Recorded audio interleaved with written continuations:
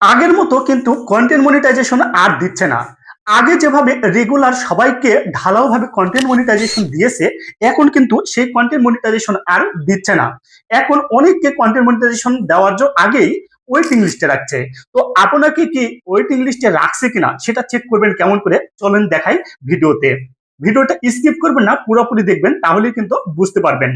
আর ভিডিওটা শেয়ার করে রাখবেন, পরবর্তীতে আপনার কাজে লাগবে। তার জন্য প্রথমে চলে যাব আমি ফেসবুকে। ফেসবুকে যাওয়ার পরে দেখতে পাচ্ছেন আমার লোগোতে ক্লিক করব।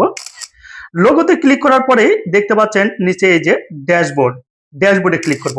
ড্যাশবোর্ডে ক্লিক করার পরে দেখতে পাচ্ছেন home, insight, content, engagement, monetization. আমি কি করব, মনিটাইজেশনে ক্লিক করব। মনিটাইজেশনে ক্লিক করে স্ক্রল ডাউন করে একটু নিচে আসলে দেখতে পাচ্ছেন কন্টেন্ট মনিটাইজেশন।